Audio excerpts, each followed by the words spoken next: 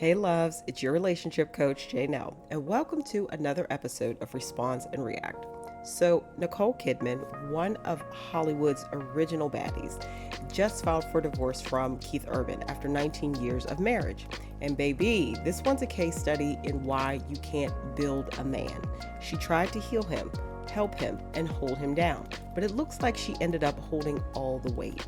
Let's get into it, because this isn't just celebrity tea. It's a mirror of how so many successful women fall into the fixer trap.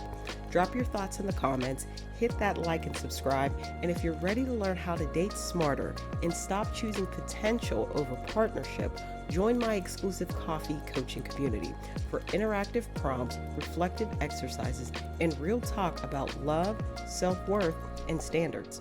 Ladies, this is your millionth sign to never build up a man. A man that had to be built up and dragged into adulthood and forced to be made into a contributing member of society will always resent you for it and will find a way to exact his revenge upon you. He will seriously be plotting against you for the entirety of your relationship. Men that you have to dig out the mud, the men that you have to build brick by brick. It's not that they aren't aware that you're doing that. It's just that they will never be grateful to you for it. These men know perfectly well that they are parasites, and they will wait 5, 10, 25 years to suck you completely dry, to make use of all of your resources, to make use of your fame, to stand on your shoulders, to benefit from all the slack that you've cut them over the years that you were together, and they will exact their revenge in the moment that you least fucking expect it. And at that point, you will for some reason be tempted to do the thing that you've always done, which is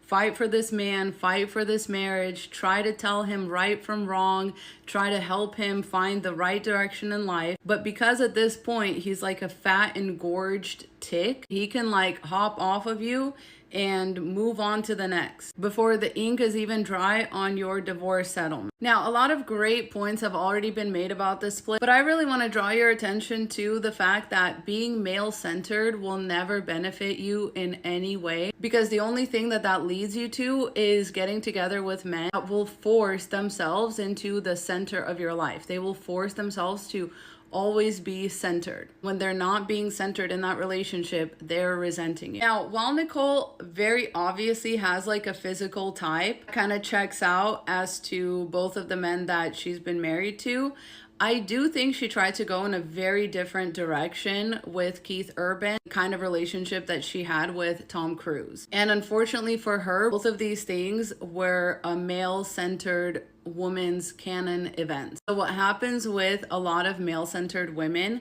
is that they are oftentimes attracted to the proverbial masculine, macho, like caricature of masculinity type men. And I think that based on everything we've heard about Tom Cruise, this is definitely his MO.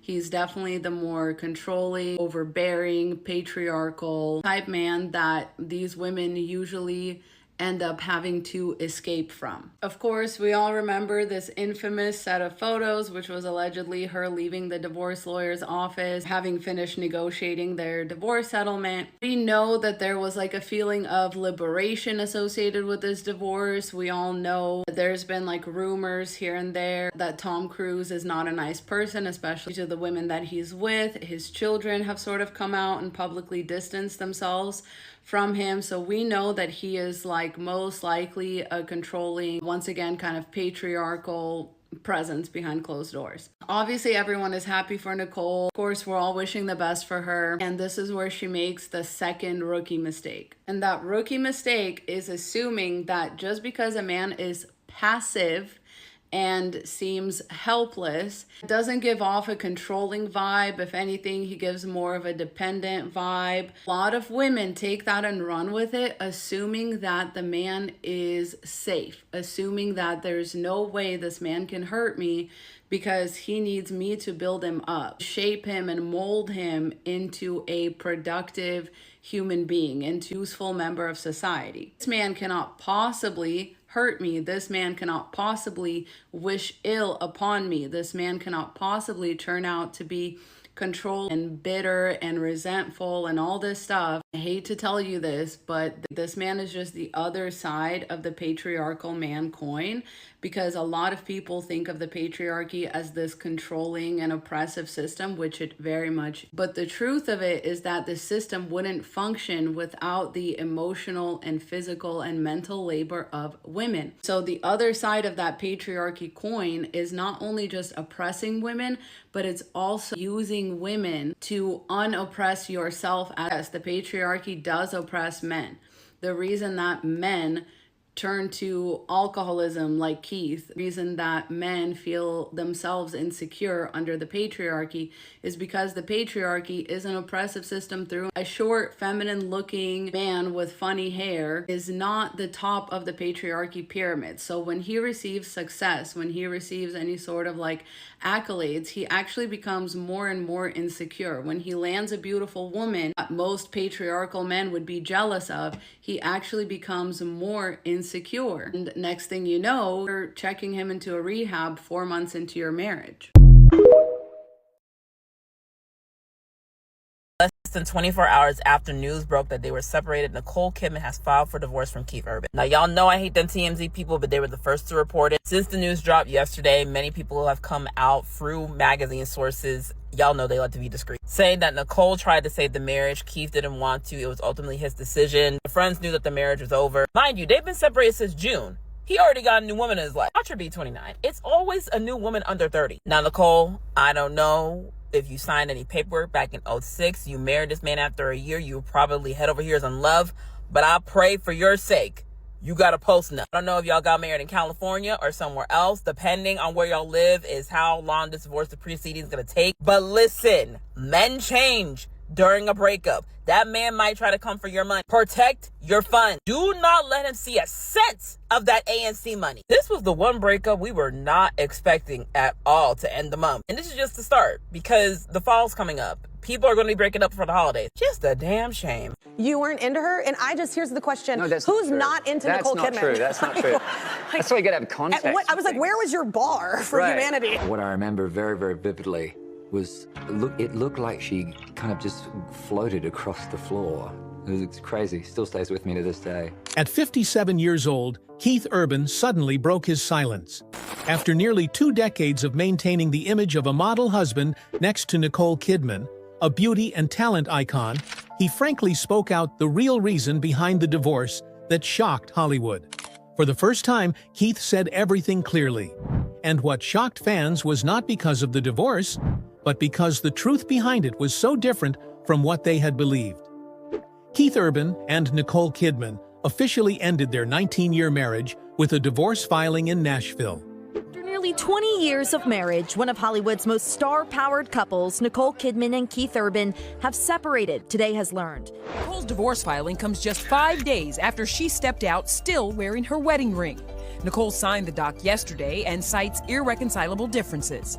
What followed was no longer speculation or secrecy. Keith moved out of the marital home. Nicole retained custody of the children. And then just days before the divorce announcement, Keith Urban did something he had never done in his entire career. He changed the lyrics of a song on stage in the middle of a concert. Keith suddenly changed the lyrics to The Fighter, which was originally written for Nicole to name someone else. Maggie Baugh, a young guitarist who has been part of Keith's band since 2024, was standing right next to him.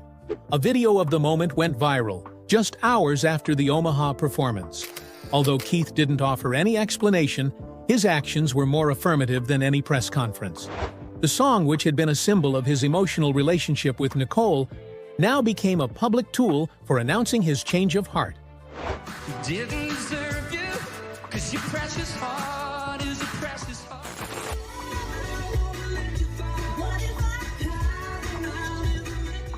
Also in recent shows, Keith completely removed images of Nicole from the background, images that had been shown at every show for many years. The family scenes images of his 2 daughters that had touched the audience disappeared from the show. Instead, there were monochrome images, abstract geometric segments, focusing entirely on Keith and the band. In a video recorded by the audience at the Salt Lake City show, Keith said clearly before the start of the last song, Sometimes you have to stop before something is no longer yours. The sentence seemed like a personal philosophy. If this isn't an example, don't let a man tell you twice that he doesn't want you, then I don't know what is. And listen, we all hate to see a non-problematic couple end their relationship, especially after 19 years of marriage. But to hear that she's still fighting to save the marriage, putting in work to resolve their issue while he moved out of the home, okay, and found a new residency in Nashville, it's giving struggle love. And let's not forget, when they first met in 2005, he was battling a drug addiction and she still married him, helped him with his rehab journey just 3 months in their marriage. Clearly, this woman sacrificed a lot in her relationship and her reputation and her status being one of the top actresses in Hollywood. And now it feels like he's kicking her to the curb. Now, allegedly, there's a crazy drug clause in their prenup where Keith could receive $600,000 to $900,000 per year if he stays sober. So over the 19 years of marriage, he could amount to $11 to $19 million, depending on the condition. And that separates from any spousal support or child support since his 2 daughters are still under 18. So there's a lot going on, but am I surprised? Absolutely not. Do not ever put yourself in a position where a man needs you. You think it'll be that if he needs you, he can't leave you. He absolutely will leave you. Or he'll just cheat on you while depending on you. He's an addict. He's an addict. He seems to really I don't even know if he's ever really truly been sober. Because if you read some of the stuff that he was doing while they were engaged and dating, dude was still doing drugs and all kinds of stuff. That is according to one person he had an affair with, allegedly.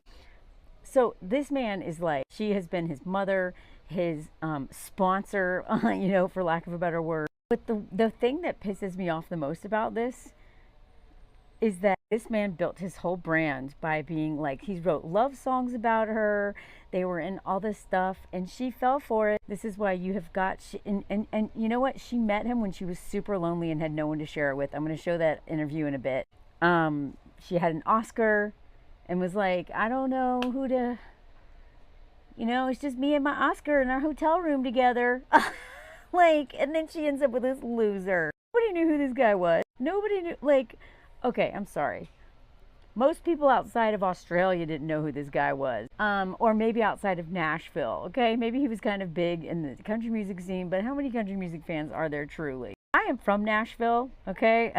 Born and raised in Nashville, go back there to visit family. Well, not as much now that I live in France. Was just there in July. I hate country music, never listened to it. Every time I go home, you see billboards, you kind of get a feel for who's popular because, that's the center of country music. I mean, I didn't know who this guy was. Most people I know who had no idea who this fucker was until he married the most successful, high-paying actress in the world. This woman's career is phenomenal, okay? And what I think is crazy is that she married a man who was way above her in her career. And, they were like, this is going to kill your career being with him. Now you're just going to be his wife. She proved them wrong. So imagine going from having someone way more famous than you and who's an egomaniacal, crazy person who's in Scientology, and then he just leaves you. And then you're really lonely and you try a bunch of other things. And all she wanted to do, she wanted to be married so bad. She wanted kids and to be married so bad. And she said that in an interview. I'll show it later. And then, so instead of being like, well, it didn't work out well for her to date an egomaniacal crazy man who is way above her in her career. So maybe, and this is where women get it wrong, maybe if I date down, maybe if I marry someone who is less successful than me, then he won't leave me.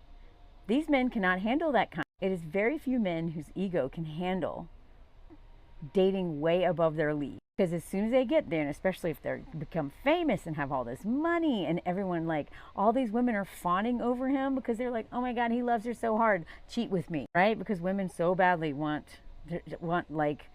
that's how we've been raised, whoever can win this prize. Now he's a prize. He's only a prize because of her.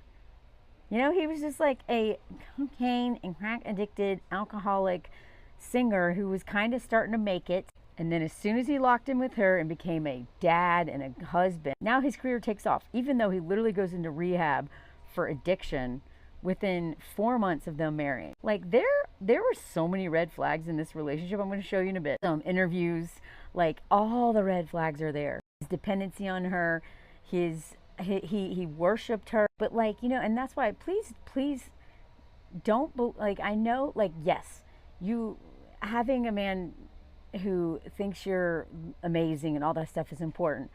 But here's the caveat.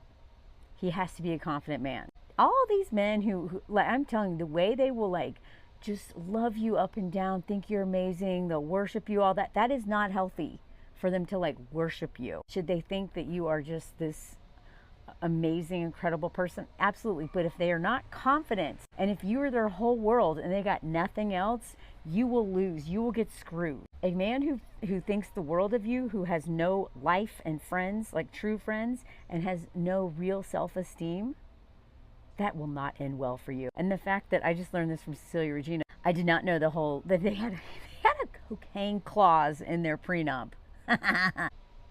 A woman who's trying to control a man's addiction and has all these, you know, like, he's going to do what he's going to do. And no prenup is going to keep him, like, maybe for a while. But now that the girls are, like, in their teens, you know, they're getting closer to 18, he has a empire with her. They have 11 properties across Australia and the United States. They are worth combined, I think, what, 400 or 500 million? This dude was a drunk when she met him. He was like, he's been fighting his addiction for a long time. And as somebody who's had addiction myself, and as somebody who has addiction in my family, and I know a lot, like, I know addictions very well. And I'm not trying to shit on people with addiction, but I'm telling you, do not date a man with an active addiction or solid, like, years of recovery. This man, in an interview, I'll show you in a bit, that when he met her, he was a loner. He apparently had been in a program, which we're not even supposed to know about. They're supposed to be secret about that. They're not supposed to tell us. Public figures are not supposed to tell us. Literally Google it. Google it. They're not supposed to, because they're not. There's no spokespeople for these programs. But yeah, he openly talks about it, and then wasn't doing it. Was a total loner. Was not doing any of the stuff he was supposed to do to be sober, right? He was hanging on by a thread, meets her, and now she's his new addiction. He even admitted it. She was his new addiction. If a man treats you as like love bombing you, or is just like so into you so much, and it's just like, oh my God, oh my God, oh my God, and he gets off on loving you, it is literally so you will love him back and feel a need, and he's addiction. Like, it is not what you think it is. So please, yes, you want, like, I can't tell you, like, because I have been in both extremes. The men who just completely ignore you and breadcrumb you and all that stuff, and that's how they control you. And then there's other men like this who are so insecure, and they control you by worshiping you. But literally, but you're like their son. They need you. They'll do all this stuff to make you feel so important, and then you start taking care of them like you're a mommy. Because both extremes, the guys who breadcrumb you and the guys who dote on you but have no self-worth and no self-esteem and are, like, you know, self-destructive, both of them lack any, like, they don't know themselves, they don't love themselves, they are constantly looking for escapism, and they use women to fill how dead they are inside. And it's not just men who do this, women do this a lot too, okay? We have, like, our relationship addiction stuff, we still do not take that seriously. I mean, some women, just like men, do not know how to be alone. Details are different.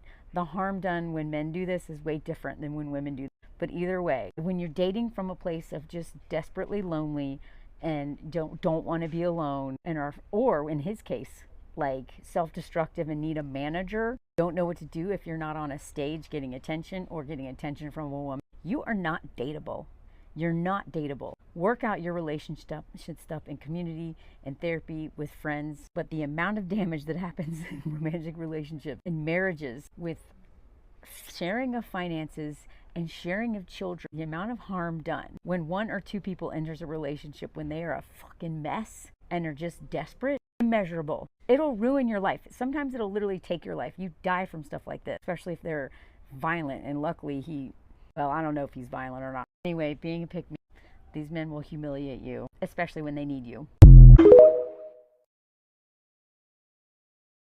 What happened is that Scientology stole Tom Cruise. And then And then, to add insult to injury, they stole the 2 children that she herself stole, aka adopted. And my girl was like, no, never again. If anyone's going to control a man, it's going to be me. That's why she said, with the next one, the only God you're going to fucking worship is the God that wrote this motherfucking prenup, and that's me, bitch. She went and chose a bottom of the barrel addict because she knew that she could become his new addiction, or at the very least, the money she promised him would become his new addiction. And she was right. I mean, they lasted quite a long time. I mean, we can pretend that she poured all this time and energy into this man because she just loved him so much, but no, the reality is that that was a fucking power move. She was paying into her insurance policy. The thing she forgot to take into account, though, is that most addicts aren't addicted to the same thing their entire lives. Every addiction has its season, and well, her season's up, and that's why she's getting divorced, because he's not addicted to her no more, or at the very least, he's ready to cash in his chips. An insecure man will ruin your life, period. I didn't know if I was bothering her. I just sort of said, well, nice to meet you, and I just walked away. And a friend of mine said, I think she wanted to talk to you. I'm like, this is me? Why would she want to talk to me, you know? And so I went back over and apologized. I thought she was way out of my league. Not in a million years did I think somebody like that would be interested in me at all. When a man tells you how he feels about you, listen. On the surface looks like a compliment, but it's not. It's not cute. He's using all her energy to keep him afloat. It doesn't end, you know? An insecure man will always punish you for loving him. I mean, on today's episode of why you never build a man up or hold a man down unless it's underwater, my poor sis was another victim of the build your man up propaganda. You gotta ride or die for your man. As women, we make his demons our demons, and we make his pain our pain, which they often don't do for us. You're gonna be spending your whole life building up that insecure man, and he's gonna resent you for it. Anytime you're paying for a man, it's a wrap. Because first of all, you're instilling this unbreakable bond with him. Because now he's no longer your partner, he's your son. And moms do not leave their sons. On the surface, it's all this, it's the best thing to ever happen to me. She's the love of my life. But the story is old as time. She picks him up from the pits of hell. He gets him sober. He hasn't done any of the work before their marriage, like none of the work. 3 months into our marriage, we had to dig really deep. He checked into rehab. This is my 3rd time in 8 years. It was a huge hole in my life. It was something that I should have dealt with. I just wasn't ready. And at some point, you just have to say, do the work. And if you don't, then you live with it for the rest of your life. She saves his whole life, and he credits her for this. And he repays her having a younger girlfriend to feel like a man again, to validate all the shit that he can't validate for himself. This is also the thing about dating addicts, like, but because of our conditioning, we confuse oppression and subjugation as romantic destiny with these men. So she's literally saving his life, doing everything. They have a clause in their prenup called the cocaine clause, which guaranteed Keith annual payment of almost $1 million a year as long as he stayed sober. That's why our girl was seen in everything, literally. Every movie, every show. Now we know why. She had to pay. She had to pay to keep this man sober. Like, are you fucking kidding me? This is what I mean when you don't do the work. You end up paying for a man in one way or the other because you feel like that's what you're supposed to be doing, is having a man at any cost. Because you feel like having a man is the ultimate dream. Keeping a man is the ultimate prize. Even though she's like the most successful actress in the world. So her mother just died last year. Like, this is what you also have to keep in mind. Your future husband will have to guide you through the death of both of your parents. You gotta choose him so wisely. If you even need a man, if you're going to date a man, if you're gonna marry, you got to choose so wisely. Never pay for a man. He's also qualifies for like a full payout. She owes him like $19 million. The more you do for a man, the more he loves himself. But like, superficially, he's never gonna heal the stuff that's broken. He's using you to do that. Like, she wanted to be married so badly, she put up with all this, and he siphoned all her energy, her money, her time. This is what they do. They siphon all your energy. You save their life, you almost burn yourself trying to save them. Let him work out his shit by himself. Never build a man up. Never pay for a man. Never hold his hand or pay for a man in order for him to stay sober. Like, this is his job. He's using her magic and her energy and her power and her empathy and her endless supply of forgiveness to fuel himself. As he's insecure, nothing is going to fill that void, that hole, until that's it, until he's done with it. He's used up everything he can. Now he's on to the next girl. He's got $19 million. And you're left heartbroken and in pieces. And you thought, wait, but the ride or die propaganda taught me that if I do everything for the man, it's going to ensure a happily ever after. You've been told a lie. No. The more you do for him, the more he thinks, ooh, I must be really great. The more you do for him when he's an insecure, broken man, the more he resents you.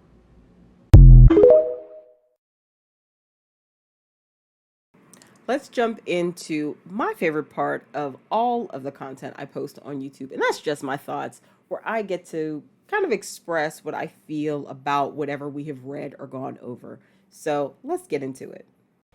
All right, so let's get into this one. So a couple weeks ago, news dropped that the absolute stellar A-list actress, Miss Nicole Kidman, is divorcing her husband of 19 years, musician Keith Urban. Now, a little backstory on Nicole.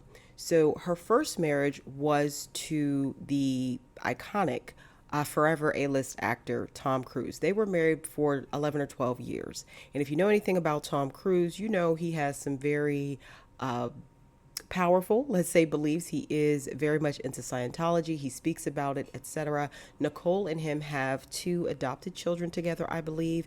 And at the end of that marriage, one of the reasons it came to the end, she didn't want to necessarily continue to shrink herself to fit in with his brand, because that was his desire, as we saw with his next marriage, with the actress who was on Dawson's Creek. But anyway, so when she got out of that marriage, she really was seeking to kind of be her own woman and attract a partner, I believe subconsciously, where she had more power in the dynamic, because Tom Cruise in her previous marriage had a lot of power in their relationship dynamic. So she is, wasn't really dating, to my understanding, a whole lot from the articles I've read, but ran across or, was in the same room with Keith Urban, and she thought he was attractive. Now, Keith Urban is an Australian, I believe, as well, country music musician.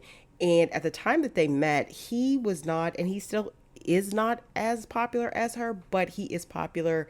He became very well known because of who his wife is. Now, Keith Urban has been in active addiction. He was in active addiction, I believe, when they met. I believe he has alcoholism and addiction to alcohol, and the lifestyle often that comes with that. And that's no shade or tea to anyone who has battled addiction. That's just a point of fact to give context in the background. Now, they met and married quickly, which is a huge red flag. I think it was only like a few months of dating and they're married. Now, at this time, they have 2, I believe, biological children. So they did have kids. And she has supported him through his ups and downs in rehab stints, etc. Like, he went into rehab, I believe, only a few months after they got married. And he has spent a lot of his time, in the spotlight with her, battling that addiction. The thing about dealing with someone who has an addiction is it's a very different playing field. And she became his addiction. As you heard some of the commentators say, kind of what he was making his music, his reason for staying sober. He said this in a lot of interviews, and that is concerning. And I believe from Nicole's standpoint, this gave her the advantage in the power dynamic of their relationship, kind of partially what she was seeking. However, you cannot build a man and you cannot save a man. Now, she is not a stupid woman at all. So their prenup does have references to his addiction. And I believe also, philandering, cheating. I believe there is some young lady, some 23-year-old, Pop-Tart in the mix that is also a part of this saga of their marriage ending. But the main point is Nicole Kidman was dating below her station. And I don't mean that from some elitist point of view. I mean that from a strict socioeconomic point of view, in terms of she was dating a man where she was carrying the full load financially and otherwise, emotionally, etc. And the reward for that. Now, this is a A-list actress, high earning, multi-millionaire, several times over white woman. Okay. She is getting the same treatment and the reward, air quotes, for any woman who does this. You cannot save a man, and you cannot date below your station. You cannot marry below your station. You are going to be the one who ends up paying the price. And I think that's exactly what we're seeing here. So their prenup does have terms and language about his addiction and philandering and things like that, but he is still going to walk away with a pretty penny of Miss Nicole Kidman's money, her hard-earned money. And that is very disheartening, but I think there's a lesson learned in here that women need to pay attention to. No matter how fabulous you are, no matter how wonderful you are, no matter how much you love a man, no matter how much you want to help a man, if that man is not doing his own work or doesn't feel worthy of being with you, you are going to have invested years and years, almost 2 decades with this man. Now, they've been married for 19 years. I think let's say together total 20. That is 2 decades. That is time she cannot get back. That is also, she's leaving this marriage probably also with a good bit of her own baggage, trauma, and healing that has to be done with trying to always prop him up and make sure he's okay. She also has kids. They also have children that are going to be impacted by this. And overall, she might feel a little bit embarrassed because she has done and worked so hard to make this work or to help him out. And the end result is this. It's a very sad thing that she's going through this. And I really respect her as an actress. And I love how she has always so wonderful and classy when she goes about the way she is living her life, no matter if it's up, downs, in between, whatever. But dealing with a man who is not dealing with his stuff, and especially one who's not on your level, is going to ultimately, I hate to say it, blow up in your face. And we're seeing this. This is not about an I told you so moment. This is more of a moment that I think every woman who has her own stuff, who has her stuff together, because I want to shrink it down to everyday levels. You got your stuff together, you making 6 figures, you're educated, etc., etc. You cannot help a man. Other than positive words and encouragement, we should give that to every human being because we respect people as human beings, period, and we owe them that, as they owe you that. But I mean, in terms of taking him, you can't rescue somebody. And I think Nicole Kidman has a strong rescuer complex. A little more about her background. Her father, my understanding, was very problematic and has some, scandal to his name. You can Google that. And also, I don't believe she gave herself time to really heal in a thorough way after her marriage ended with Tom Cruise, because, there was messiness with that as well. So she proves without a shadow of a doubt, I believe, any woman who thinks they can do so. You can't save a man, you can't rescue a man, and marrying a man below your socioeconomic level and just in general level in life, especially getting involved with an addict, is going to cost you. It's going to cost you time, money, sleepless nights, tears, and years, and possibly trauma and other things. So let me know your thoughts about this below, because I'm curious to see if you all are seeing this divorce and separation the same way as I'm seeing it as a relationship coach. Whew. Nicole Kidman's story is a reminder that no matter how successful, stunning, or self-aware you are, you can't love a man into his potential. You can support him, but you can't save him. When you date or marry down, you end up mothering, mentoring, or managing, not being cherished as a partner. Real love doesn't drain you, it complements you. If you love today's Response and React, don't forget to like, comment, share, and subscribe. Your voice keeps these conversations alive. And if you're ready to go deeper, to release your rescuer complex, rebuild your dating standards, and start attracting emotionally available, purpose-driven love, join my exclusive coffee coaching community. Inside, you'll find guided prompts, mindset shifting exercises, and interactive discussions to help you step into relationships where your peace is protected and your effort is reciprocated. Until next time, this is your relationship coach, Janelle, reminding you you're not a rehab center for broken men. You're the reward for healed ones.